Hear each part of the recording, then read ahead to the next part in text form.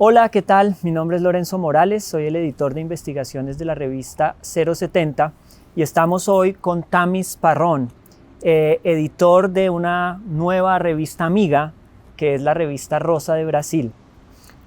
Tamis acaba de llegar de un viaje de casi 2 semanas recorriendo la mitad de Colombia, podríamos decir, desde Bogotá hasta la costa Caribe, de la costa Caribe hacia la costa occidental, hacia el Cauca y de regreso a Bogotá, haciendo un viaje que yo diría nadie hizo en estas elecciones, y lo digo sin temor a equivocarme, que fue recorrer ese país para tomar el pulso del ambiente político y conocer sobre todo cómo se movían esas emociones, no tanto en el mundo digital o en el de las grandes ciudades donde está el polo de los medios, sino en las veredas, en los corregimientos, en los municipios que rara vez figuran en los medios. Gracias, Tamis, por estar aquí con nosotros.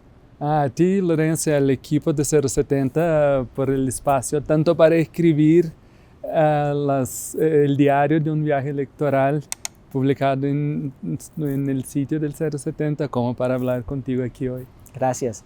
Tamis es el editor de la revista Rosa, es también profesor de historia en la Universidad Federal Fluminense, ¿cierto? Cierto. En Brasil. Tamis, quisiera empezar haciéndote una pregunta que yo creo que cualquiera se haría y me la hice yo cuando te conocí, es ¿qué hace un brasilero que decide venir a Colombia a recorrer ese pedazo de Colombia preguntándose por las elecciones? Bueno, Lorenzo, yo creía que no había ningún otro país tan brasileño fuera de Brasil como Colombia, ni tampoco ningún país colombiano tan colombiano como Brasil es fuera de Colombia, ¿no? Y para Rosa, la revista, la idea era entender o transmitir una otra experiencia política bajo un gobierno de izquierda en la América del Sur, que pudiera servir de punto de reflexión o de referente o de fuente de inspiración para los grupos políticos brasileños, entre ellos la izquierda también, los de izquierda también. Entonces la idea era un poco ver un país comparable a Brasil en tamaño, en dimensión, en complejidad y en diversidad de todos los tipos sociales, culturales, económicos, y tratar de encontrar un punto medio, ¿no? Donde la experiencia social de un lugar se vuelve significativa para las experiencias sociales del otro. Y recordemos que Brasil va a elecciones en octubre de este año después de un gobierno de izquierda del presidente repitente Lula da Silva, y con un contendor fuerte que se asoma ya, quizás sea el hijo del expresidente Jair Bolsonaro o alguien, digamos, de esa tradición. Sabes, Lorenzo, en Brasil hay un discurso muy recurrente que también se oye acá, de que cualquier gobierno de izquierda va a convertir el país en una nueva Venezuela, ¿no?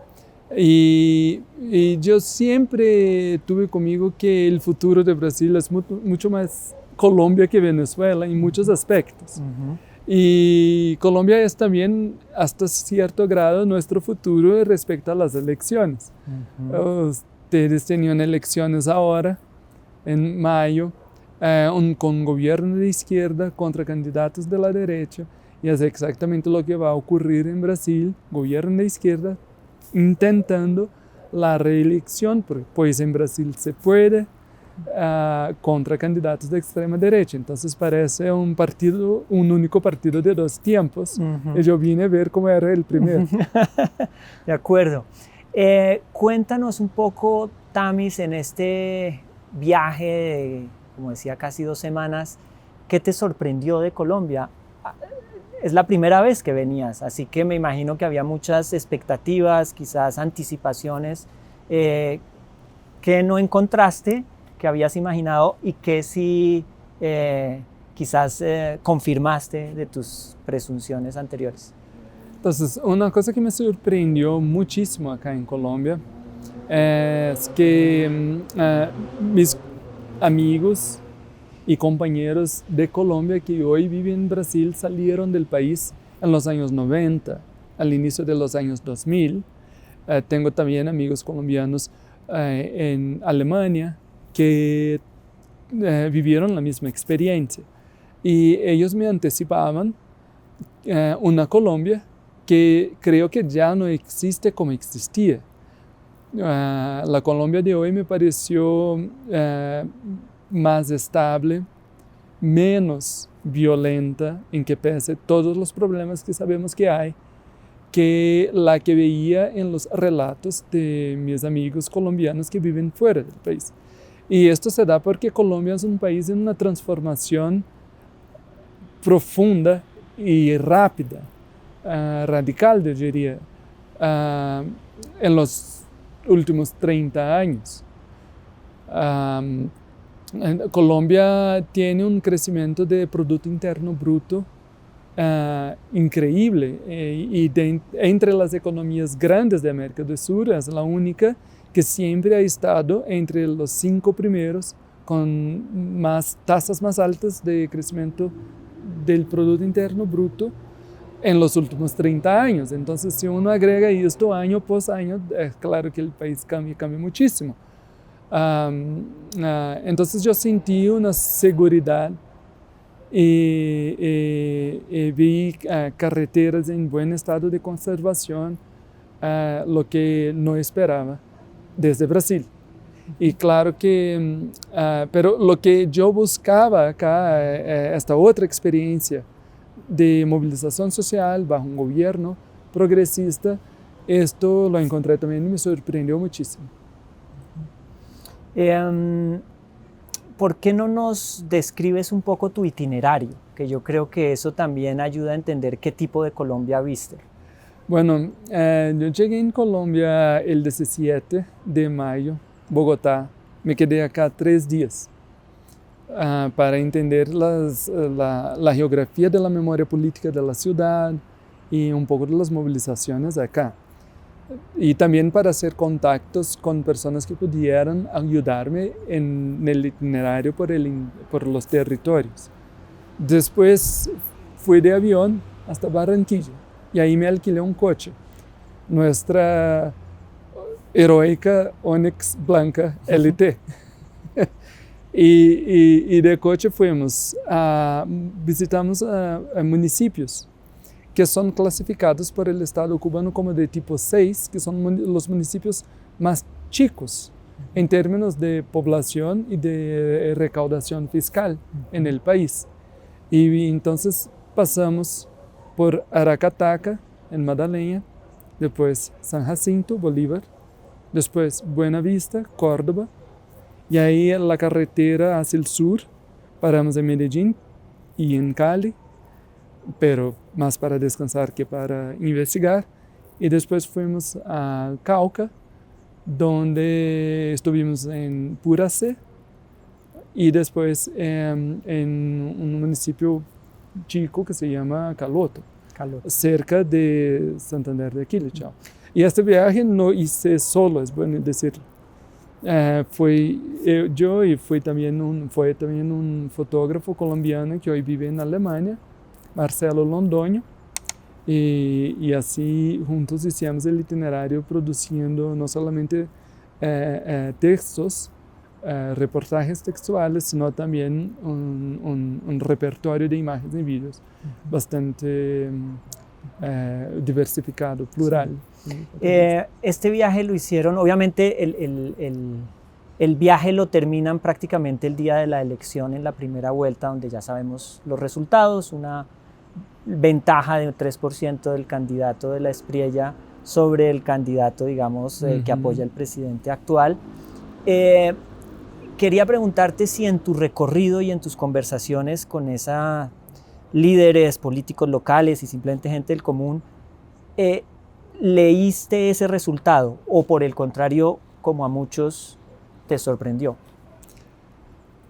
Antes de salir de Bogotá, yo estaba pesimista con la posibilidad de un triunfo así muy fácil de la izquierda, porque yo sentía, hablando con las personas en las calles, algo que todavía no era tan claro en las encuestas, que Abelardo aparecía siempre en lo que decían las personas. Y también me sorprendía que yo veía campaña de Abelardo muy bien organizada en términos de mídia digital.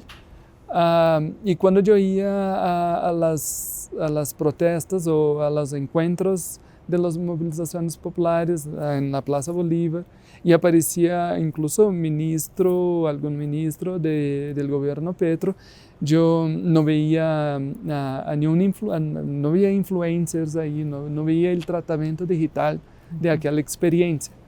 Y en Brasil yo ya había visto algo así, ¿no? Un candidato desde afuera, muy bien preparado y entrenado para las redes digitales,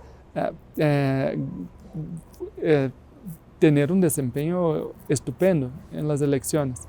Entonces salí de aquí pesimista. Pero cuando fui a los pueblos y entendí la organización social de los pueblos, yo volví a Bogotá optimista, creyendo que no, hay una realidad más dura que no se entrega tan fácilmente a la información, contrainformación y desinformación de las redes digitales. Pero ahí vino la sorpresa.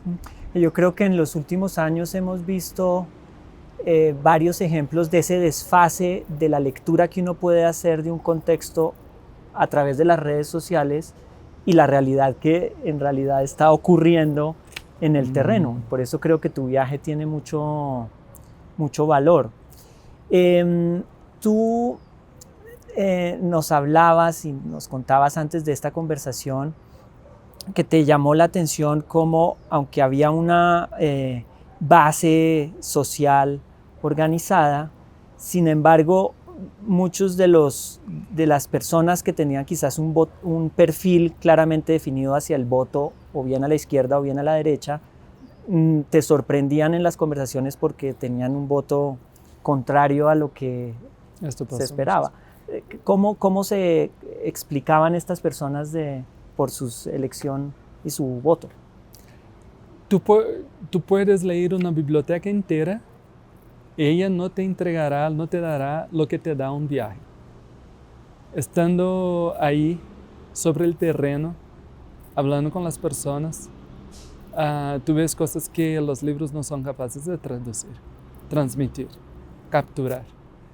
Y este tipo de complejidad apareció en el viaje, sin duda.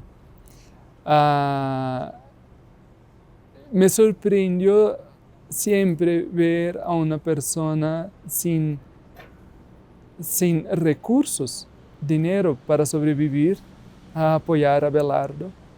¿Por qué? Casi el 100% de los casos por una cuestión de seguridad. Entonces, yo preguntaba a estas personas si la sensación, si el sentimiento de inseguridad venía de lo que asistía en la pantalla, de lo que escuchaba en otras conversaciones o de lo que veía en su propio contexto, en su propia vida. Si era algo que conocía por experiencia indirecta o se sentía en su propia piel. Y casi siempre era algo que se escuchaba en las radios o algo que se asistía o se veía en las redes. Y casi nunca era así algo tan personal. Sí había situaciones personales, pero esta experiencia indirecta es muy importante. En una otra parte, yo encontré también a algunas personas cristianas. No fue el enfoque del viaje, pero casi todas también iban por Abelardo. De alguna manera, tú viniste acá a entender, digamos, un proceso político que podía decirle algo al Brasil. Creo que después de este resultado en la primera vuelta electoral, tú vienes de un futuro que puede decirle muchas cosas a Colombia de un posible gobierno de derecha después de un gobierno de izquierda. ¿Qué similitudes ves en estos resultados y en la forma en que el candidato, que no parecía el más opcionado, empezó a ganar terreno? Has mencionado las redes sociales, me llama también la atención el tema de la organización misma política, que parecía más desordenada en la izquierda que en la de este candidato. ¿Qué otras cosas ves tú en paralelos con Brasil? Bueno, haciendo un ejercicio de imaginación en que Brasil es el futuro de Colombia, vamos a poner en este término, Sí. Yo creo que un gobierno de derecha ahora en Colombia va a desarreglar las organizaciones comunitarias estimuladas bajo el gobierno de Petro. Y esto es, no les va a dar más dinero, las convocatorias que antes podían repartir un poco de los ingresos del Estado hacia estas organizaciones va a desaparecer, y esto va a abrir un hueco en la vida comunitaria en lo que respecta a la sobrevivencia y a su propia identidad, ¿no? Y en Brasil lo que pasó cuando hubo un ataque muy fuerte en las organizaciones comunales fue un crecimiento correspondiente de las iglesias cristianas, que ocuparon este hueco y tuvieron un rol importante en la organización de la experiencia subjetiva de las personas, en la existencia comunitaria del grupo y en la sobrevivencia material mismo de estos grupos, ¿no? Y hoy Brasil es un país en que más de un tercio de la población es cristiano. Y esto tiene implicaciones políticas obvias. Aunque no todos los cristianos votan por la extrema derecha, hay una tendencia indiscutible entre ellos de votar en ella. En Brasil, incluso la expansión de las iglesias cristianas ya está tan consolidado que estudios de geografía política de la distribución de estas iglesias muestran muy claramente que en lugares como Río de Janeiro, la inauguración de una iglesia es pensada en términos de distritos electorales, para que no se concentren todas en un único distrito y así tengan una influencia de vida equilibrada en distintos distritos, lo que produce resultados electorales mejores. Entonces, esto ya está muy organizado en Brasil. Y yo creo que, viniendo de este futuro, diría que en caso de una victoria de Abelardo, las iglesias cristianas en Colombia que hoy existen se expanden, pero a tasas moderadas, se van a incrementar muchísimo. ¿Qué similitudes ves tú entre el Abelardo candidato, no sabemos qué ocurra, pero como candidato, y lo que fue Jair Bolsonaro como candidato? Bueno, la idea, los dos transmiten la idea de que son muy transparentes, son muy directos, dicen lo que piensan, dicen lo que sienten, y son muy viriles, ¿no? Muy hombres, muy llenos de fuerza, ¿no? Hay que lembrar, acordarse que Bolsonaro era un militar, había sido un militar y tenía identidades muy grandes con militares. Aunque Abelardo sea abogado, su imagen social es también la de una persona con vínculos con los militares. Y entonces estas cualidades de personas que dicen lo que piensan, son fuertes, tienen vínculos con militares, transmiten a las personas la idea de una seguridad. Lo que uno hay que preguntarse si es una seguridad real o falsa. Yo diría también que aunque Abelardo venga de fuera del sistema político y Bolsonaro no venía, porque Bolsonaro ya era diputado. Los dos construyen su imagen política como personas que viniendo de fuera no traen las costumbres malas de corrupción que deterioran al sistema político. Entonces se ponen como héroes desde fuera que llegan para salvar a un sistema que no les pertenece, pero que van a guiar, van a poner en un buen camino. Esto también es un punto común entre los dos. ¿Qué tan determinante en la elección de Bolsonaro fue la campaña en las redes sociales, o sea, la estrategia digital?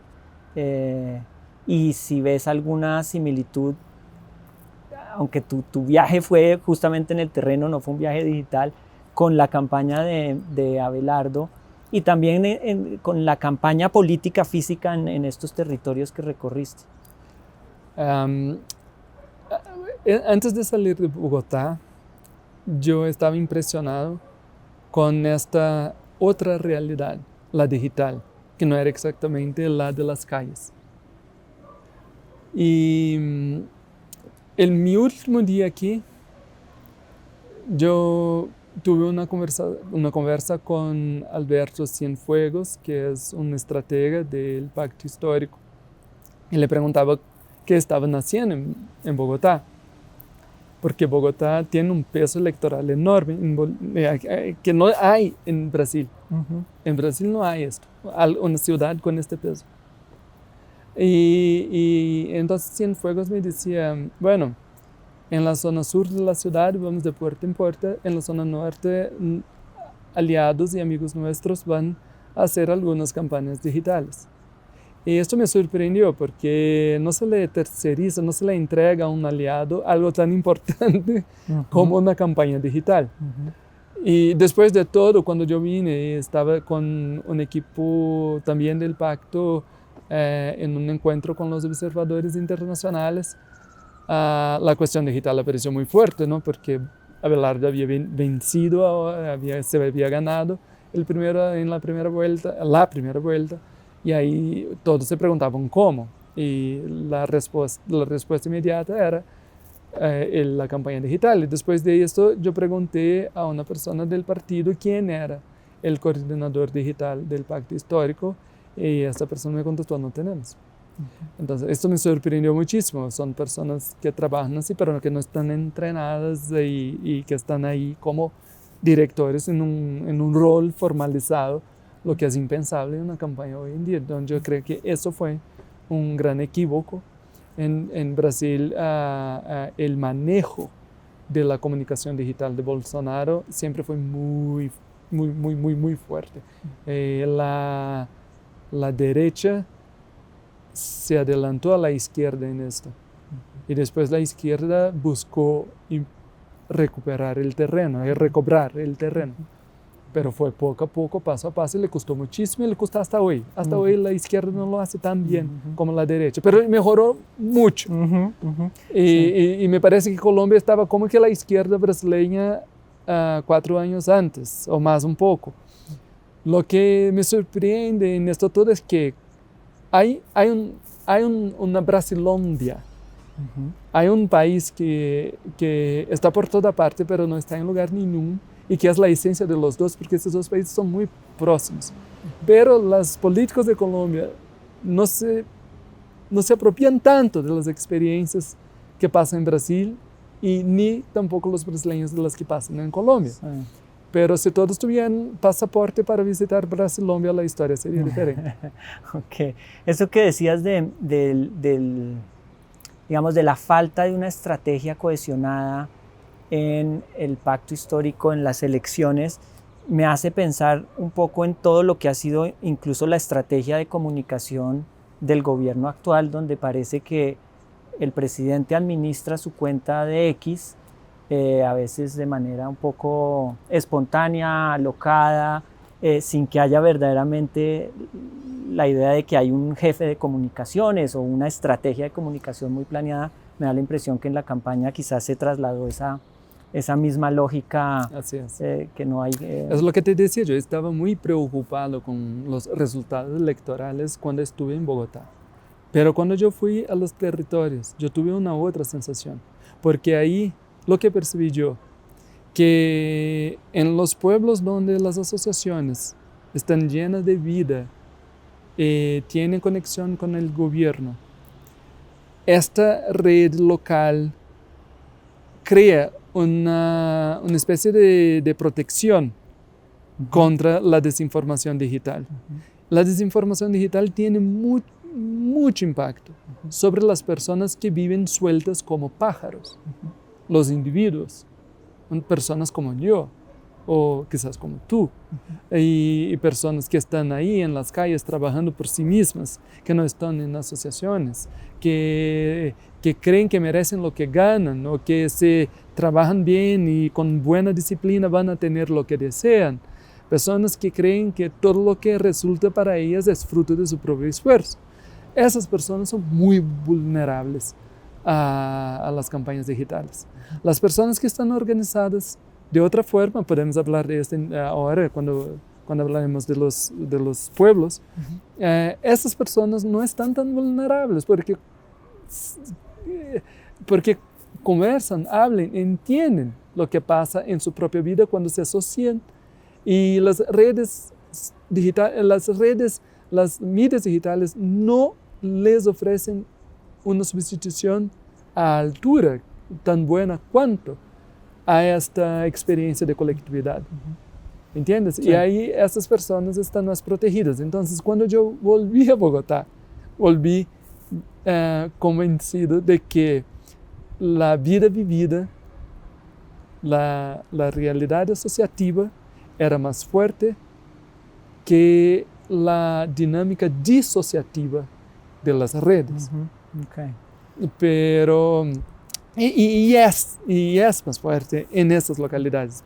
Pero lo que pasa es que históricamente los electores aquí en Colombia están concentrados en el corazón andino del país y en las ciudades más pobladas, ¿no? Y en esas ciudades la más grande parte de la población no está asociada. Entonces hay que ver con mucha atención este punto ahora, en las próximas semanas. Hay un tema sensible en la política colombiana, por supuesto, que es el tema de la seguridad. Es un país que ha vivido un conflicto muy largo, que ha hecho muchos esfuerzos por salir, pero siempre quedan rezagos. Y en tu viaje y en las entradas de tu diario, es muy interesante ver cómo muchas personas, digamos, ideológicamente afines al pacto, todo el tema de las negociaciones de paz no los dejaron satisfechos. Y recuerdo una persona que quizás dice claramente que la situación de seguridad ha empeorado. ¿Cómo percibiste ese tema de la seguridad como prioridad en la gente que conociste? Sí, el tema de la seguridad aparece siempre, del punto cero del viaje hasta el último punto. Y lo que entendí, sin embargo, es que la derecha gana si predomina este tema y es politizado por ello. Y sin embargo, las personas entienden que la seguridad es una conquista que viene traducida en muchas otras acciones. Por ejemplo, seguridad es también tener condiciones de sobrevivir, seguridad es también tener un grupo con quienes puedas hablar, seguridad es también tener una olla comunitaria, seguridad es también entiende que la seguridad no termina con las armas, sino que se multiplica en muchas acciones sociales. Es un poco más difícil de entenderlo, pero cuando las personas se dan cuenta de esto, la politización del tema cambia un poco. Y ahí se creó un espacio para una reflexión un poco menos apasionada y una otra llave que lleva de la seguridad a la solidaridad y no de la seguridad a la defensa del individuo. Entonces son llaves diferentes, ¿no? Pero el tema está siempre en todos los pueblos. Es más fuerte en algunos que en otros, pero está siempre presente. Hablemos ahora un poco como del color de tu viaje también. Creo que tu reportaje al final está hecho de muchas escenas que tienen humor, tienen situaciones un poco absurdas, y yo creo que es una manera también de narrar la política que, como decías hace un momento antes de que nos sentáramos acá, es un poco anticuada, ¿no? La crónica política ha desaparecido o no existe. ¿Por qué elegiste ese camino y cómo te sentiste haciéndolo? Yo empecé a escribir las crónicas en forma de un diario, de un viaje electoral, casi sin darme cuenta de que iba a ser así. Yo sabía que iba a hablar con las personas, de que iba a ser algo diferente, que tenía que tener algo a ver con sus vidas y que estuviera bien cerca del sentimiento de esas personas. Y yo creo que me di cuenta de que la solución era la crónica cuando me vi delante de un reto, de algo muy difícil de hacer. Un reto, sí. Un reto. ¿Qué fue? El tema de la seguridad y de la violencia en Colombia.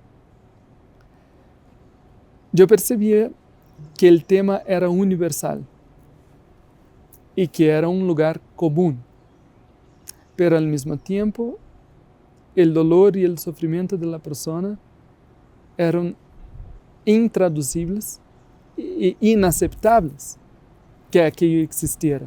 Entonces, ¿cómo abordar una realidad universal que, sin embargo, es inaceptable? ¿Cómo volver a darle su particularidad inaceptable? ¿Entiende? En vez de presentarla como un dato, en vez de presentarla como más un caso, ¿cómo narrar aquello como si fuera la última vez, la única vez? Que es lo que merece cada dolor de una de las personas que sufrieron violencia en el grado que sufrieron acá en Colombia y en otros países también, pero estamos hablando de acá. Entonces, el reto era dar a una experiencia que se presentaba como universal su dimensión particular, intraducible e inaceptable. Y la crónica, yo creo que la forma importa. No creo que sería posible hacerlo con el género del texto del periódico, del reportaje clásico. Para llegar ahí habría que ser otro género. Y fue así que me salió la elección. ¿Por qué no nos cuentas un poco de los personajes que encontraste, de las personas que hoy día, en este momento, digamos, recuerdas? Bueno, en cada punto yo tengo un recuerdo que me marcó durante el viaje entero. Entonces, en el primer pueblo yo tenía el recuerdo de 1 o 2 personas, después más 2, después más 2. Al fin parecía que yo tenía una chiva o un autobús conmigo, con todos los personajes en mi memoria, así, acompañando, y yo hablaba con ellos. En los recogidos, ¿no? Hablaba con ellos mentalmente a veces y a veces por el teléfono también, para ver. Y una persona que me sorprendió muchísimo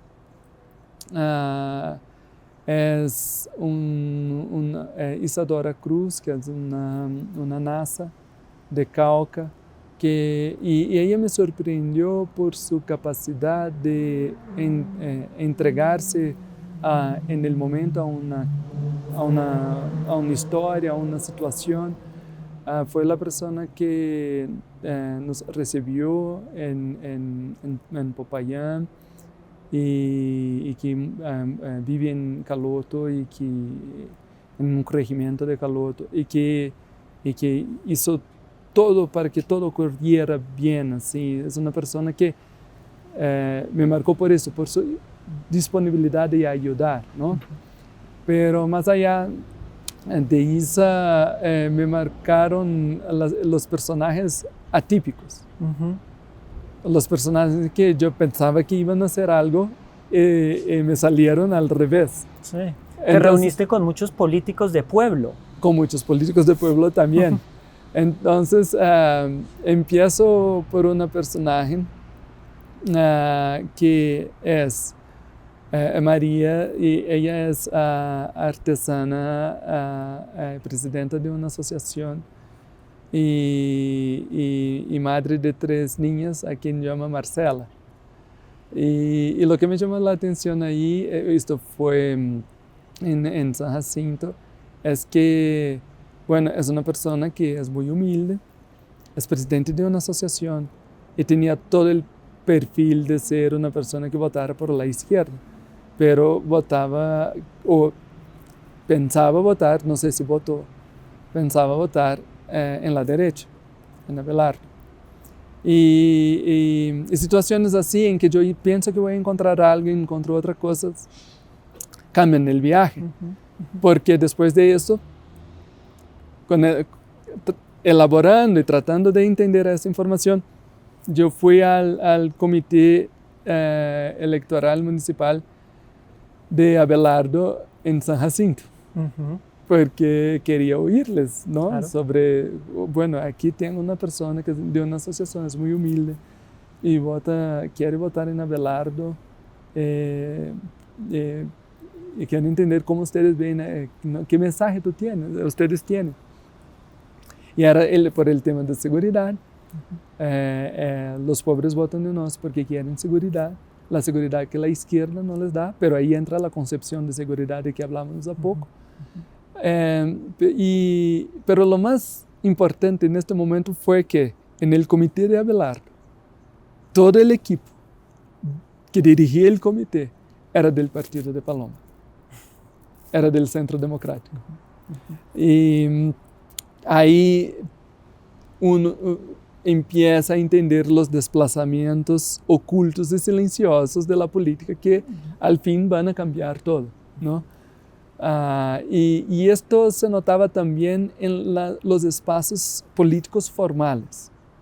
Entonces, cuando yo viajé por los pueblos, yo tuve contacto siempre con los espacios políticos formales, las alcaldías y los consejos municipales, pero también con los espacios políticos asociativos, y vamos a llamarlos de no formales, aunque sean también instituciones, las juntas de acción comunal, las asociaciones campesinas, y si uno quiere, los cabildos de los resguardos indígenas. Y la lógica de funcionamiento, operación y alineamiento político en estos dos espacios es muy distinta.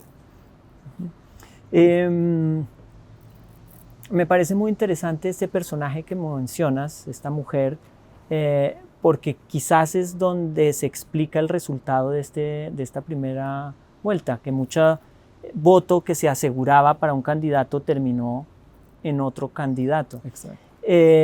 Decías que el tema de la seguridad para ella era clave, pero recuerdo otra cosa que me comentaste antes de que nos sentáramos acá, de alguien que te dijo que Abelardo era de centro. Entonces hay como toda una, como dices tú, un desplazamiento de los votos que se mueven de formas a veces no muy racionales. Exacto. Y más movidos por otros intereses. Este personaje del voto en Abelardo como un candidato de centro apareció para mí a poquísimas horas de las elecciones. Y no creo que sería posible aparecerme días o semanas antes. Y entiendo este fenómeno como la expresión de una comunicación digital muy bien entrenada, especializada, del equipo de Abelardo, que supo definir el mensaje para el grupo cierto en el momento cierto, y así sacarle a Paloma algunos votos en dirección a Abelardo, ¿no? Entonces, aquí son las personas un poco que son de centro, están un poco en duda y no saben en qué van a votar, son personas probablemente de grandes ciudades que están fuera de las asociaciones, y ahí una persona con ese perfil me aparece a pocas horas, me decidí, ¿en quiénes va a votar? Yo voy a votar por Abelardo. Hasta ahí yo no estaba, ya sabía más o menos cómo funciona, no me sorprendió tanto. Pero el minuto siguiente me dijo, ¿y por qué es de centro? Yo, ¿oye? ¿Qué? ¿Qué dices? ¿Y Paloma qué es? Paloma es de extrema derecha. Invirtió. Esto es calculado. Es muy interesante. Pero eso es lo que te decía, en las asociaciones, en los espacios asociativos, esto no pasaba. Yo creo, Lorenzo, que hay dos Colombias. En términos geográficos, hay unas 7 o 9 Colombias, en términos geográficos. Pero en términos de comportamiento político, quizás haya 2, para hacer las cosas sencillas. La Colombia de las personas que están sueltas y viven como individuos como nosotros, y la Colombia asociada, la Colombia de las personas que están vinculadas a asociaciones.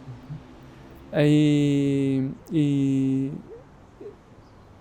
Abelardo, si gana, se gana por medio de la Colombia suelta, de la Colombia de los pájaros, y no de la Colombia de los pescados, de los cardumes.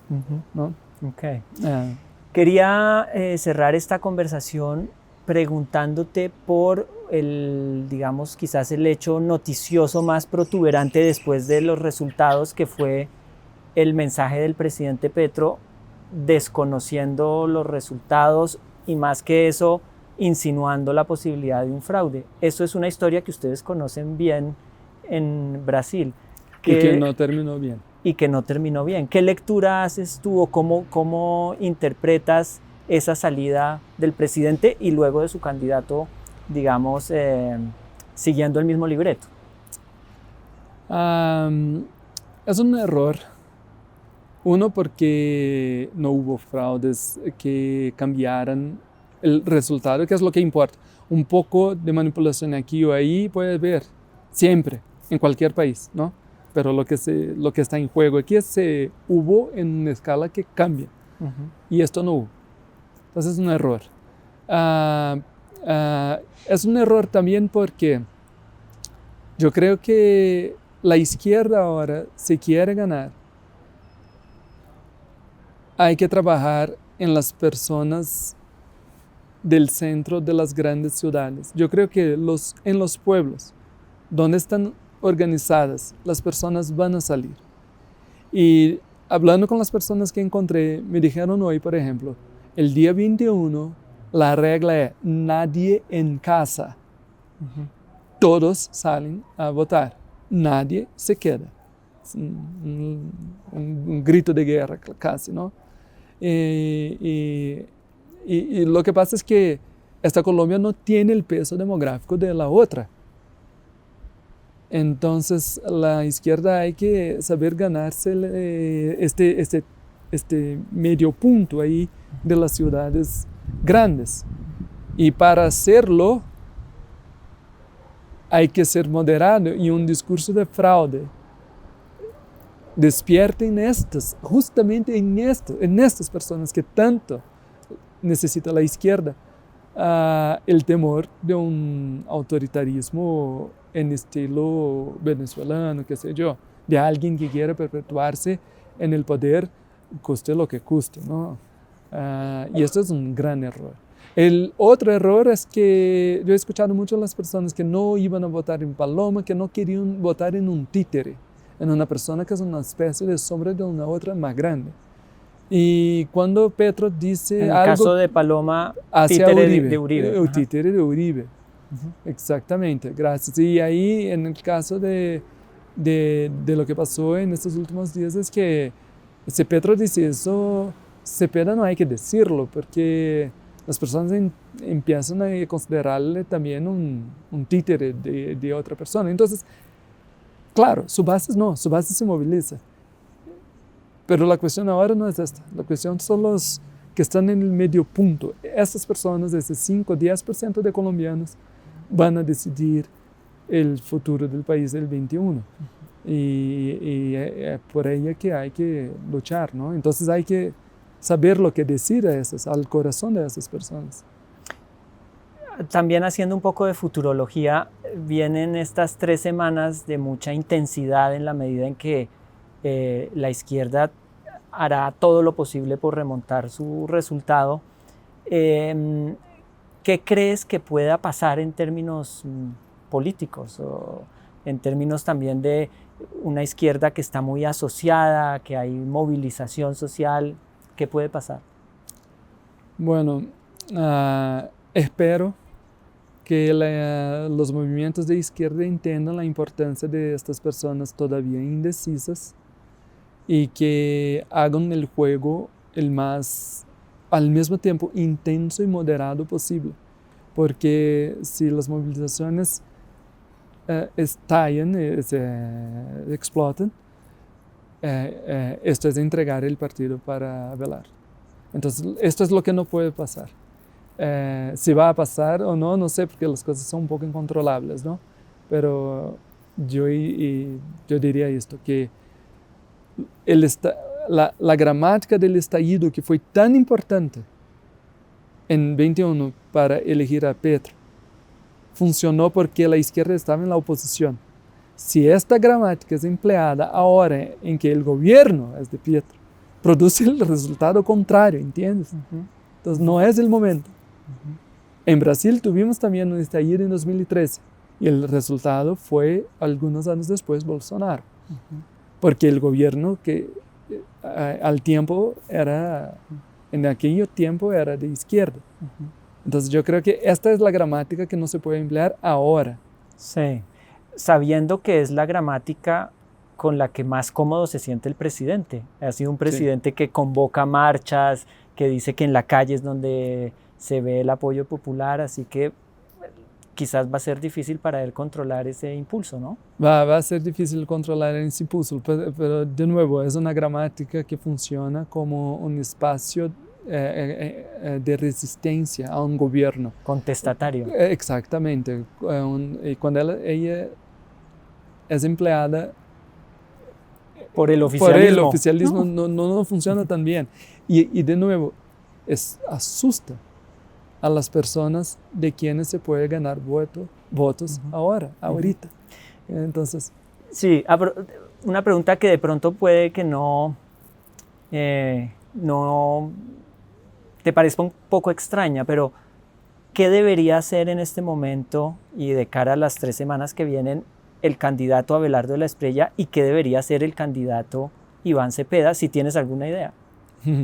Es una excelente pregunta. Bueno, yo empiezo por Iván.